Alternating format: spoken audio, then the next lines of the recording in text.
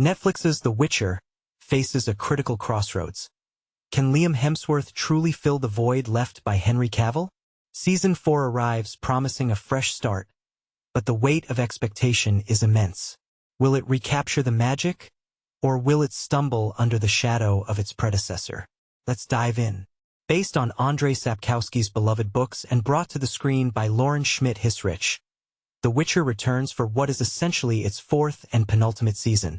This time around, Liam Hemsworth takes on the mantle of Geralt of Rivia, the iconic monster hunter with silver hair, a role previously embodied by Henry Cavill.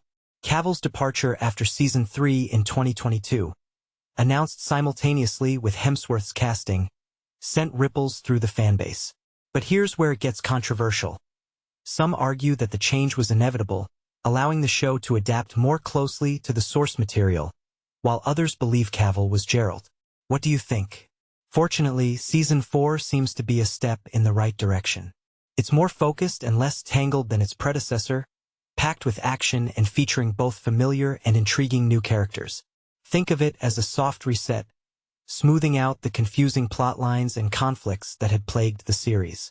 The season aims to re-establish the core narrative and character motivations, making it more accessible to both longtime fans and newcomers alike.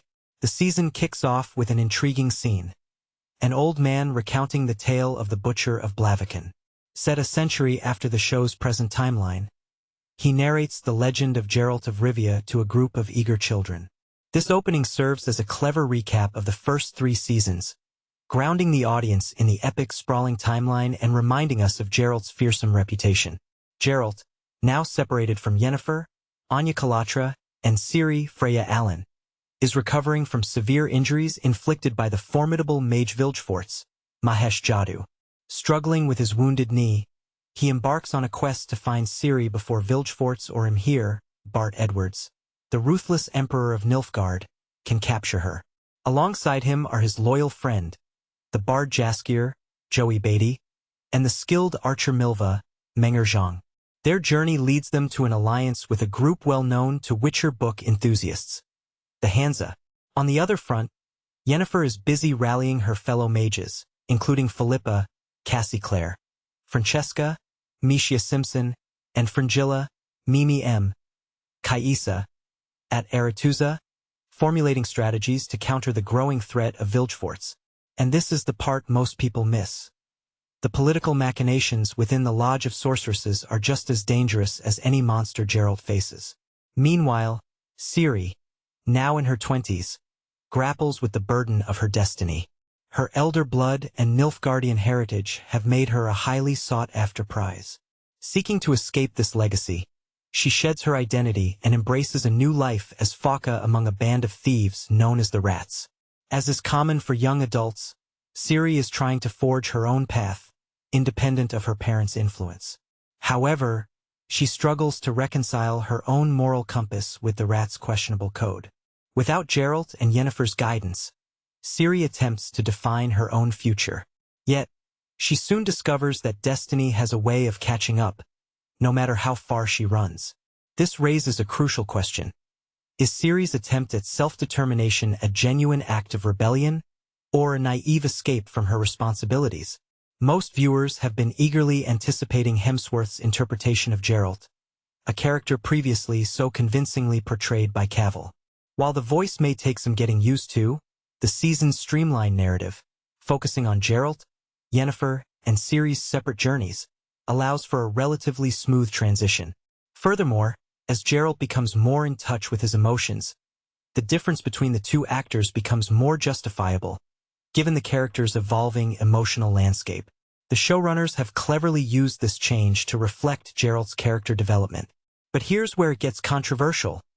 Some fans argue that Cavill's stoicism was the point, and that making Geralt more emotive fundamentally changes the character. The visually stunning action sequences, filled with magic, sword fights, beheadings, and, of course, a menagerie of monsters, are complemented by the introduction of several new characters who enrich this already vibrant universe. Over the course of the 8 episodes, we meet Regis, Lawrence Fishburne, a mysterious herbalist who provides crucial assistance to Geralt and his companions during a desperate time. We are also introduced to Zoltan, Danny Woodburn, the beloved dwarf with impressive skills, and several other additions to the already extensive cast. These new characters add depth and complexity to the world, offering fresh perspectives and challenges for our heroes. Overall, even with a new lead actor at the helm, The Witcher Season 4 largely succeeds in recapturing its initial magic. While Episode 5, The Joy of Cooking, feels more like filler than a substantial narrative contribution, the remaining episodes are well-paced, tonally consistent, and provide ample screen time for the central trio. The season weaves the intricate tale in a way that is more engaging and accessible, avoiding the overwhelming and exhausting feel of previous seasons. Although Season 4 is not the final chapter of The Witcher, it serves as a vital foundation for the fifth and final season, which promises to bring this grand medieval saga to a close. The Witcher may be nearing its end, but in many ways, this feels like a new beginning. What are your predictions for the final season? Will the show stick the landing, or will it succumb to the pressures of concluding such a complex story? Let us know your thoughts in the comments below.